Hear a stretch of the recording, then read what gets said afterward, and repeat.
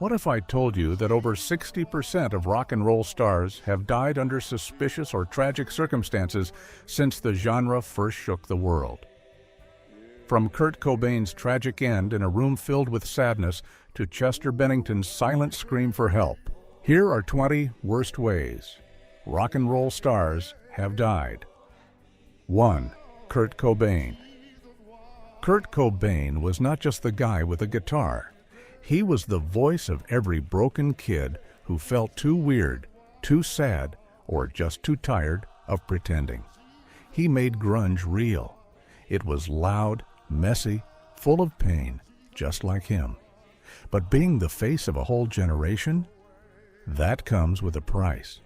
By the time he died on April 5, 1994, Kurt was drowning. Not in water, but in pain, in noise, in everything that fame throws at people like him. He had up in his system, a lot. But that wasn't the only thing destroying him. The real enemy was inside his head. Depression doesn't care how famous you are. It whispers that you're not enough, that you're alone, that it won't get better. Kurt believed it. He had a shotgun, and he used it. He was 27. People called it the end of an era. They said he became a legend. But why do rock stars have to die to become legends? Why do we keep losing the ones who feel too much? Kurt didn't want statues or magazine covers. He wanted peace. And when he couldn't find it, he took the only door that was still open. The sad part? Everyone saw it coming, and no one stopped it. 2. Jimi Hendrix. Jimi Hendrix played the guitar like it was part of his body. He made sounds no one had heard before. People called him a genius. But even geniuses need sleep. They need someone to care for them. On September 18, 1970, Jimi was found in a London flat, alone, dead. He had taken sleeping pills, too many. Then I drank wine, too much. Then I choked on his own vomit. That's how he died. That's what ended the greatest guitar player the world had ever seen. He was 27, just like Kurt, just like others who burned too fast. People like to think stars are strong, like nothing can touch them. But Jimi was tired of the pressure, the travel, the noise. He was working too hard, playing too much, never stopping. The people around him didn't slow him down. They cheered, they pushed. Because chaos sells, because bright flames get attention. And then, silence. Jimi was gone. Just like that. No warning, no goodbye. Just a body in a bed. And questions no one wanted to answer. His face ended up on posters, his name in books. But what good is that when the man is gone? When does the music stop? 3. Jim Morrison. Jim Morrison wanted to be more than a rock star. He wanted to be a poet, a thinker, a wild spirit. And maybe that's what ended him. On July 3, 1971, Jim was found dead in a bathtub in Paris. No autopsy, no full report, just silence. The papers said cardiac arrest, but the truth was messier. Pills, alcohol, long nights, and a body that couldn't take it anymore. He was 27, too. What is it about that age? Why does rock keep claiming people before they hit 30? Jim was wild, yes, but he was also tired. He had run from the stage, from the press, from everything. He went to Paris to hide, to breathe. But even there, the weight followed him. Morrison wrote dark poems about death and fame and being lost. Then one day he slipped under the water and never came back up. No one saw it happen. No one asked enough questions. He became another name in the Club of 27, another candle blown out in the middle of the song. 4. Janis Joplin. Janis Joplin didn't whisper when she sang. She shouted, cried, and begged with her voice. She was wild and loud and didn't care what anyone thought. She wasn't the pretty girl next door. She was the storm knocking over the fence. But even storms get tiring. Even the wildest hearts can break in silence. On the night of October 4th, 1970, Janis was alone in a hotel room in Los Angeles. No music, no friends. Just her, a needle, and a bed that never got touched. When they found her, she was on the floor, lips bruised, body cold. Op overdose. No one saw it coming, but everyone kind of did. That's the sad part. She was 27, that number again, the one that takes the brightest stars and pulls them into the dark. Janis had a voice that could shake a room, but inside she felt small. She wanted love. She wanted peace. But fame gave her noise and fake smiles. She sang like her heart was breaking, and maybe it always was. 5. John Bonham. John Bonham wasn't a regular drummer. He hit drums like they owed him money. Every beat was loud, fast, and mean. Led Zeppelin didn't just play music, they made earthquakes. And Bonham was the rumble underneath it all. But even the strongest engines blow out. Even the loudest men fall silent. It was September 25th, 1980.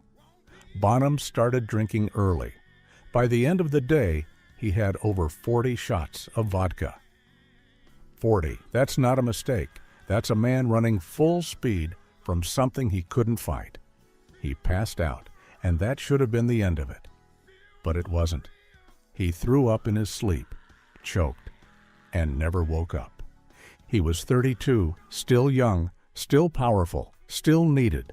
But alcohol doesn't care how good you are. It doesn't care about your fans or your talent. It just waits. Quiet. Then it strikes. When Bonham died, Led Zeppelin didn't try to replace him. They knew. The band was done. You can't build a house without its foundation. And Bonham was more than the beat. He was the fight, the speed, the crash of their sound. Losing him was like turning off the sun. And in the silence that followed, people heard the truth. Even the biggest rock gods can fall face first, drunk, alone, and dying. No glory, just an empty room and a cold body. 6. Chris Cornell. Chris Cornell could sing like no one else. His voice was deep, rich, and full of sadness. Every word felt like a secret he wasn't supposed to tell. He sang about pain because he knew it too well. He didn't wear makeup or throw chairs on stage. He didn't have to. His voice said everything. On May 18, 2017, he played a show in Detroit. The crowd loved it. They sang with him, cheered for him. Then he left the stage and went to his hotel room. Later that night, he was found hanging in the bathroom. He was 52. The world asked why. But deep down, many already knew. Chris had battled anxiety, depression, and addiction. He took pills that made him feel better, until they didn't. Some said it was the medication. Others said it was the pressure, the past, the quiet pain that never left. He wasn't just another singer. He was the voice of a generation. But even that voice couldn't drown out the dark. Even that power couldn't save him. He died alone, in a room with no music, no spotlight, no cheering crowd, just shadows. 7. Chester Bennington. Chester Bennington didn't just sing about pain, he lived in it. And on July 20th, 2017, the world found out just how deep that pain ran. He was found in his home, gone by self-inflicted death. The timing? It was the birthday of his close friend Chris Cornell, who had taken his own life just 2 months earlier. That wasn't a coincidence. It felt like a scream no one had heard until it was too late. He was 41. He had 6 kids, a wife, fame, fans who clung to his voice like it was a lifeline. But none of that could hold him here. He left a note and a silence that said more than any song ever could. People had always called his music raw, emotional, real. And it was. Every song felt like a cry for help wrapped in guitar strings. But we treated it like entertainment. We sang along, headbanged, felt something, and never stopped to ask if Chester was okay. The truth is, Chester's death didn't surprise the people who knew how dark the music industry can get. Fame shines bright, but it burns fast. The pressure, the eyes, the whispers. And behind it all, Chester was fighting a war in his own mind. One he'd talked about, sung about, screamed about. But it wasn't enough. And when he died, it wasn't just a loss. It was a wake-up call, the kind that rings loud and ugly. People finally talked about mental health in music, but it was too late for him. We always say rock stars live hard. But what if they're just dying slow, and we're all clapping along? 8. Keith Moon. Keith Moon wasn't a drummer. He was an explosion with drumsticks. He didn't just play. He attacked the stage like a wild animal let loose in a toy store. Every night, every show was madness. He was loud, he was wild, and he made sure everyone remembered him. But behind the laughter and the broken hotel rooms, something darker was crawling underneath. By the time he was 32, Keith had already lived through more parties than most people dream of. And then, on September 7th, 1978, he died in his sleep. The cause? A huge dose of pills meant to help him stop drinking. That's the bitter joke. He was trying to quit the very thing that made him famous, the chaos. But the cure became the enemy. Keith's life was a warning dressed up as a joke. People laughed at his stunts. They called him crazy, a mad genius. But nobody told him to slow down. Nobody dared. Why stop the show when the crowd is still cheering? But the truth? He was falling apart long before the final act, and everyone saw it. They just didn't say it out loud. He didn't die on stage, but it felt like he did. Because when he left, the lights dimmed a little, and everyone looked around, wondering how a man so loud could disappear so quietly.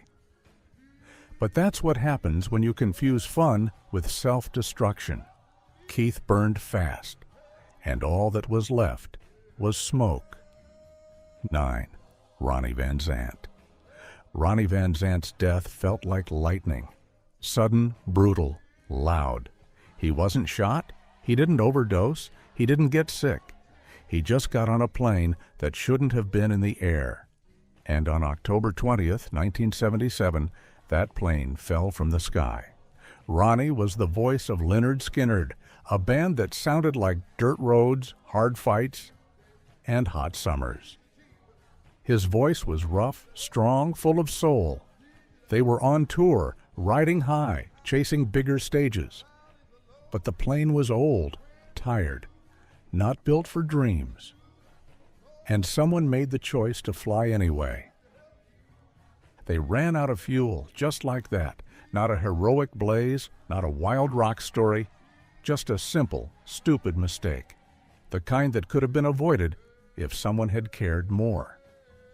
The plane crashed into a forest in Mississippi. Ronnie died on impact. He was 29, young, strong, full of music, gone in a blink. 2 other band members died too. The rest survived, broken, bleeding, but alive. And every one of them carried that day like a scar. Ronnie's death didn't just stop a tour. It ended something bigger. Lynyrd Skynyrd was never the same. Southern rock was never the same. People say it was fate, a tragic twist, but sometimes fate looks a lot like bad planning, like ignoring red flags, like choosing cheap over safe. And when that choice destroys, who's really to blame? 10.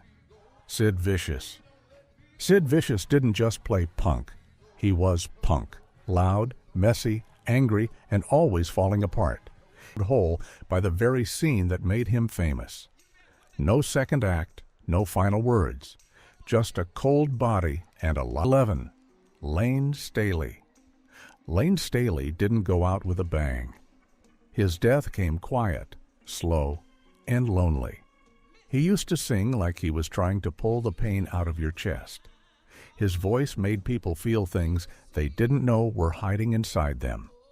He was the lead singer of Alice in Chains, and for a while it looked like he had everything: fame, talent, a future. But the substances had other plans. Opium and stimulant were always chasing him. He tried to fight back, but he kept slipping. By the time he died, Lane wasn't even part of the world anymore. He'd been missing from the stage for years. He stayed inside, away from people, locked in his home. On April 5, 2002, someone finally found his body. He had been dead for 2 weeks, just lying there, alone. He was 34, but he looked older. His body was thin, his skin pale, and everything in his apartment showed signs of someone waiting to die. Old food, rotting smell, a TV still glowing in front of a man who wasn't watching anymore. His death wasn't a surprise. It was a long fall that started years before. He didn't just vanish from the spotlight, he vanished from life. The saddest part? He had warned us. His songs were full of pain, full of fear. He told us how bad it was. We heard it. We sang along, and then we moved on. His voice is still out there, trapped in speakers and headphones. But the man? He faded, quiet as a whisper. 12. Bon Scott. Bon Scott was fired in human form, wild eyes, rough voice, big grin. He was the first voice of AC/DC, and he made sure you remembered him. He didn't just sing, he howled, he joked, he drank. Oh, how he drank. He made it part of his act, always with a bottle, always laughing louder than the rest.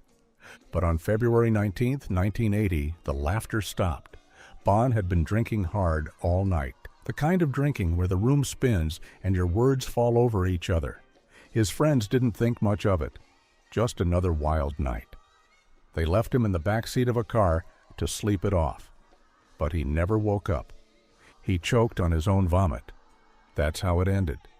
Not with a scream, not on stage, not in a blaze of glory. Just cold air, a quiet street, and a man alone in a car who couldn't even roll over. He was 33, young enough to still surprise us, strong enough to keep singing for years. But the bottle won. Bon's death wasn't poetic. It was stupid. It was wasteful. It could have been stopped 100 different ways. But when you mix heavy drinking with zero sleep and a group of people who think you're invincible, this is what happens. Rock and roll didn't end with Bon. The myth of never slowing down did. He left behind a band that would go on to become one of the biggest in the world. They kept playing. They found a new singer. But Bon? He became another ghost, another photo on a wall, another name on a list of stars who fell too fast. 13. Randy Rhoads. Randy Rhoads died because someone decided to be a show-off with a plane. It wasn't a substance overdose or a long illness, a plane. On March 19, 1982, Randy, the young guitar genius playing with Ozzy Osbourne, got on a small aircraft with a few others. The pilot, maybe bored, maybe just stupid, thought it would be funny to fly low over the band's tour bus. Real low. Like dangerously low. He did it once. Then he tried again. And then it all went wrong. The plane clipped the top of the bus. It lost control, smashed into a tree, then a house. It blew up. Everyone on board died, just like that. Randy was 25. He wasn't flying the plane. He wasn't asking for a thrill. He was just along for the ride, A quick trip to look at houses, maybe take a few pictures. But he never got to play another note. Randy hated flying. He was afraid of it. Yet there he was, on a plane, because someone else made a reckless choice. His death wasn't just sad, it was stupid, preventable. This was a young man full of talent, someone people said was going to be one of the best guitarists of all time. And now, all gone. Because someone wanted to play Pilot Cowboy for a few minutes. He deserved more. He deserved better. And every time you hear one of his solos, you remember how it ended. In fire, noise, and nonsense. 14. Michael Hutchence. Michael Hutchence wasn't your average rock star. He wasn't just a singer. He was electric, sweaty, and whispered in the dark. The INXS frontman made people feel things, on and off the stage. But on November 22, 1997, the music stopped. Michael was found dead in his Sydney hotel room, a belt around his neck, hanging from the door. He was 37. The police said it was a self-inflicted death. That's what went on the report. But the stories that followed, messy. Some said it was autoerotic asphyxiation, a dangerous way of trying to feel more during intimacy done alone. Others said it was pain, heartbreak, depression. He had been fighting with the mother of his daughter, struggling to see his child. He was using substances, drinking, calling people and leaving strange messages. It wasn't one thing. It was everything, crushing him. Michael's death didn't just leave people sad. It left them confused, angry. Why was he alone? Why didn't anyone help? Why did it happen like this? It didn't feel like the way someone like him should go. He had been a god on stage, charismatic, bold, loud. And now he was a shadow, reduced to rumors. People stopped talking about his music and started talking about his last minutes. 15. Dimebag Darrell. Dimebag Darrell was a legend of heavy metal, the loud heart of Pantera, and later Damage Plan. This one is a nightmare. Not just sad, not just shocking, but a horror show. On December 8, 2004, he was doing what he loved, playing guitar on stage in a packed club in Ohio. The crowd was wild, the band was loud, and then it happened. A man, angry and lost in his own twisted world, stormed the stage. He had a gun, he pointed it, and he shot Dimebag right there in front of everyone. In the middle of a song. He didn't stop with one shot. No one understood what was happening at first. People thought it was a part of the show. It wasn't. It was an execution, real and brutal, and it happened in seconds. Dimebag was 38. He died before he could be helped. The man with the gun was taken down by police, but not before others were hurt and lost. It was chaos, screams, blood, fear. This wasn't just a loss for fans. This changed how people thought about concerts. The stage, once a place of escape and energy, became a danger zone. Dimebag wasn't just a player. He had joy, loud riffs, and a pure heart. He didn't die slowly. He didn't fade away. He was stolen, ripped from the world in the middle of his craft. That night, something broke in the rock, and it never fully healed. 16. Elliott Smith. Elliott Smith didn't just sing about sadness. He lived in it. His songs were like open wounds, honest and quiet, but bleeding all over the place. He was only 34 when he died, and not in some quiet, peaceful way. No, he died from 2 stab wounds to the chest. 2. To the chest. They called it self-inflicted death. But come on, who stabs themselves twice in the heart? Who does that? It felt more like something out of a horror movie than real life. His girlfriend said they were fighting. She left the room. When she came back, he was on the floor, bleeding. He even had a note. But even that didn't make things feel right. The cuts looked too clean, too deep. Some people say he was trying to change, trying to get better. He had started going to therapy. He wasn't using substances the way he used to. Maybe he was tired of feeling broken. But this? It was dark. It was ugly. It left fans with nothing but pain and questions. No answers. Just silence. And it matched his music in the worst way. Beautiful, but filled with hurt. Smith made music that whispered in your ear when you were alone. Songs that understood your worst days. But when his own worst day came, it didn't look like a cry for help. It looked like a crime scene. No one really knows what happened. But we know this. He was too young, too talented, and the world was too cruel. His voice is still here, trapped in old records. But the man behind it all? He was swallowed by something darker than anyone could save him from. 17. Taylor Hawkins. Taylor Hawkins had the kind of energy that lit up a whole stadium. He wasn't just a drummer. He was fired. He laughed loud, played hard, and gave it all. But the road catches up to everyone. And for Taylor, it caught up in a hotel room in Colombia. He was 50 years old, found dead while on tour with the Foo Fighters. The news hit like a truck, and when the report came out, it only made things worse. 10 different substances. 10 in his body at once. That isn't just bad luck. That's someone trying to keep going when everything inside is breaking down. This wasn't his first brush with death. Back in 2001, he overdosed and was in a coma. He got through it. People thought he'd slowed down, but rock and roll doesn't come with breaks. The pressure, the travel, the shows, the interviews, the fans, it never ends. You're either on or you're forgotten.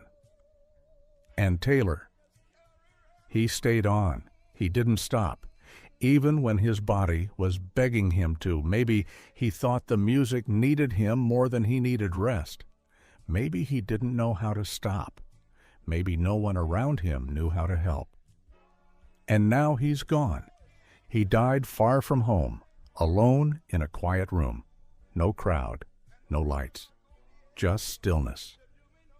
He had a family, friends, a band that felt like brothers. All the noise couldn't keep the silence away. Taylor Hawkins burned bright, too bright, and now he's another name on a long, sad list of rock stars who gave too much and got nothing back. 18. Jeff Buckley. Jeff Buckley had a voice that didn't sound real. It was soft, then loud, gentle, then strong. He could sing like nobody else. His first album blew people away. Critics called him the future of music. Fans called him magic. But then one night, he walked into the water and never came back. It was May 29, 1997. He was in Memphis, working on his next album. His band was waiting for him to rehearse. He went down to the river to relax, fully dressed, boots and all. He started singing and wading into the water. His friend turned around for just a second. When he looked back, Jeff was gone. No splashing, no yelling, just gone. A boat came by and the waves pulled him under. Days later, they found his body. No substances, no alcohol, just water. Just a man who should have had decades of music ahead of him. Lost in a moment. Some say it was fate. Some call it a weird, sad accident. But it's hard not to feel angry. Jeff Buckley wasn't done.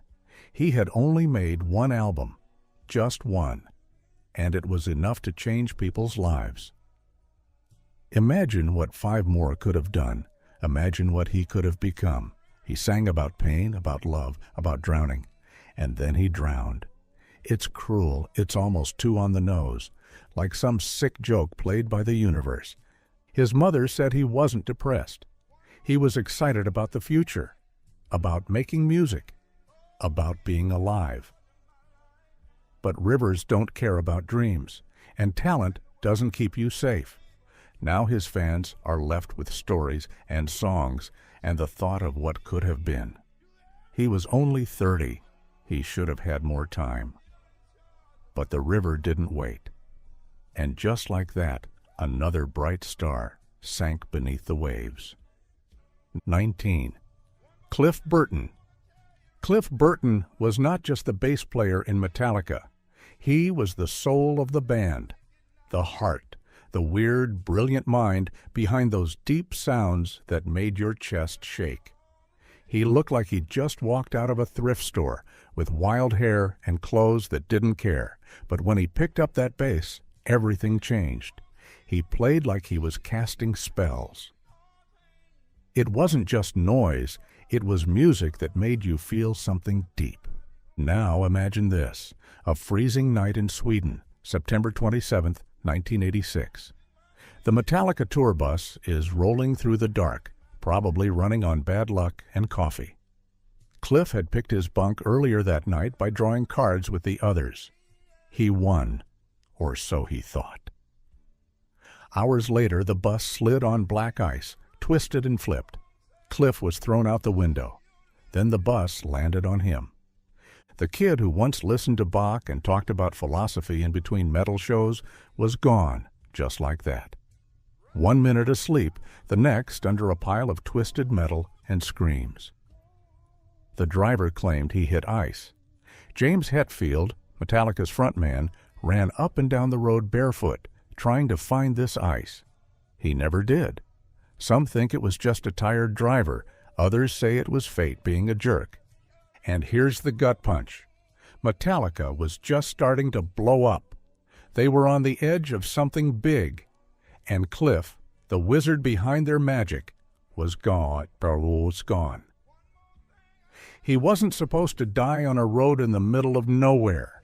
He was supposed to lead them into the future. The band tried to go on, but it was never the same. Cliff had given them brains, fire, and weird charm. After that night, something in Metallica died too. 20. Steve Gaines. Steve Gaines was like lightning in a bottle. Fast, bright, wild. He wasn't in Lynyrd Skynyrd for long, but when he joined, people noticed. Even the old guys in the band, who had seen everything, stood back and said, "Whoa, this guy's different." Steve played guitar like the strings were on fire. Every note had this hot, swampy, southern flavor that made your neck sweat. He could sing too. And write. He was the full package, the kind of guy you don't find twice. He wasn't just some new guy filling a spot. He was the jolt of life Skynyrd didn't know they needed. But rock and roll in the 70s had a dark side, and part of that dark side was private planes held together with duct tape and hope. October 20th, 1977. Lynyrd Skynyrd boarded a plane in South Carolina. The thing was already sketchy. People joked about it not making it, but they got on anyway. The plane was supposed to take them to Baton Rouge, Louisiana. It didn't. The engines failed. Both of them. The pilots tried to glide it into a field in Mississippi, but the trees came first. The plane tore through the forest, breaking apart like a beer can in a fist. Steve died in the crash. So did Ronnie Van Zant, Cassie Gaines, Steve's sister, and others. 28 years old. That's all Steve got. He had just started. Just one album with the band.